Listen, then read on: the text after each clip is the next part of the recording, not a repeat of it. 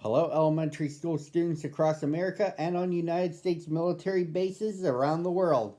I'm Michael T. Mondak, and you are watching Michael T. Mondak Reads for this Wednesday. And every day I come to you virtually reading one picture book to you, your parents, and your teachers. But I can't do it without a preview as to what I'll be reading. Here it is for this Wednesday. You know, how many of you have a dog? Do your dogs try to dig? Well, a boy named Sammy adopted one from a pet shop named Duke. And he tries to learn how to dig like other dogs, but at first he can't. Then overnight, he suddenly did. But ended up causing a wreck around town.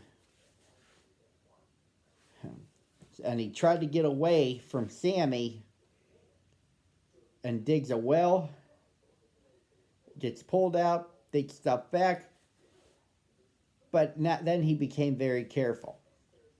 It's the storyline for a book written by Al Perkins and illustrated by Eric Gurney titled The Digging-est Dog.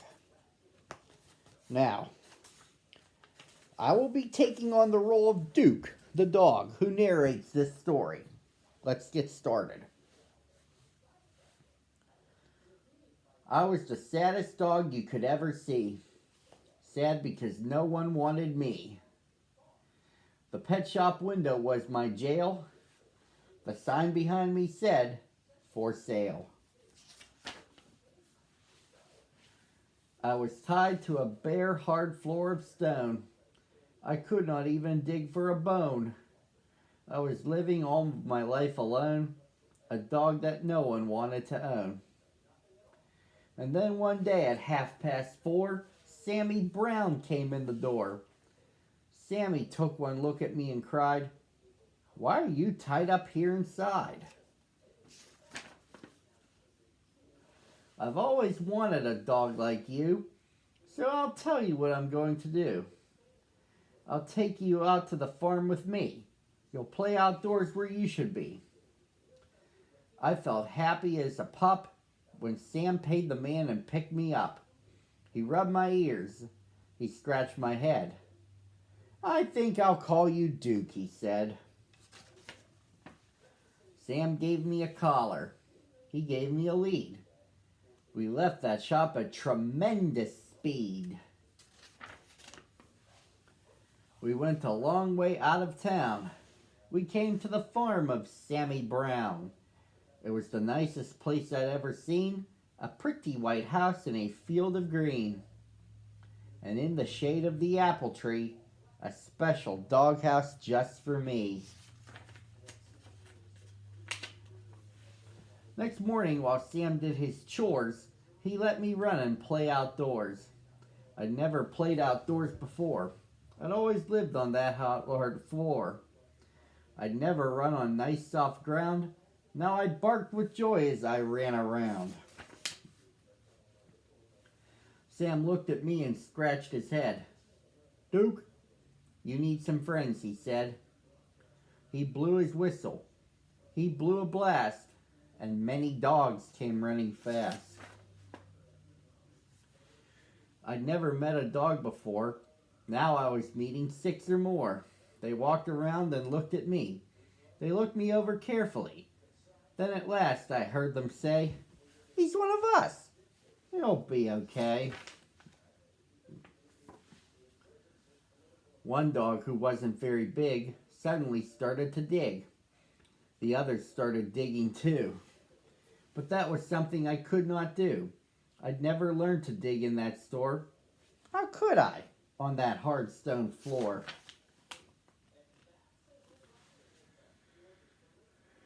I tried to dig, but alas I couldn't.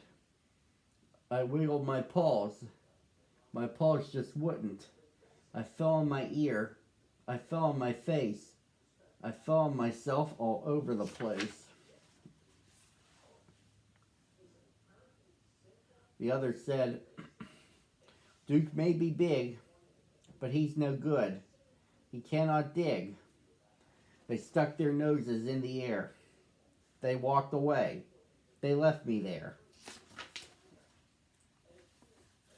I'll teach you to, tried Sammy Brown. I'll show you how to dig deep down. He crouched beside me. With his hand, he dug a hole in a pile of sand. I tried it too, but I still couldn't. I wiggled my paws. My paws just wouldn't. I'd never learned to dig in that store. How could I on that hard stone floor? Sammy sighed. I almost cried. My eyes and nose were full of dirt. My paws and claws and elbows hurt. I had a pain across my back. I knew I'd never get the knack. Sammy felt sad, and I felt bad. If only I could make him glad. We both knew I'd never get it right. Sam and I couldn't sleep that night. So when the sun rose in the sky, I thought I'd give it one more try. I wiggled one paw. I said it would. I wiggled the other. I saw it would. I could dig with my paws. I could dig with my claws. I felt no pain across my back. I knew at last I had the knack. Sammy Brown looked out at me. He saw me digging happily. Good for you, Duke, Sammy cried. I knew you'd do it if you tried. So I dug farther. I dug faster. I dug and dug to please my master. I dug up grass.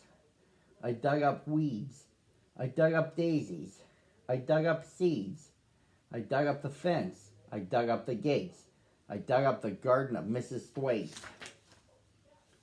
I dug up the rooster. I dug up the hens. I dug up the sheep and pigs in their pens. I dug and dug. I couldn't stop. I dug up the barber in his shop. I dug up Mr. Rodney Thayer sitting in the barber's chair. I dug my way right through the town. I dug a lot of buildings down. I was having so much fun. I dug up Highway 81. I came to a hill.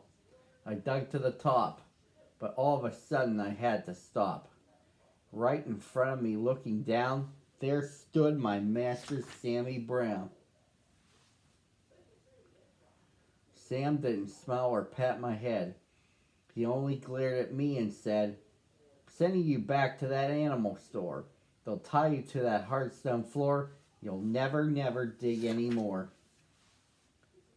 I couldn't run. I couldn't hide. Dogs came at me from every side.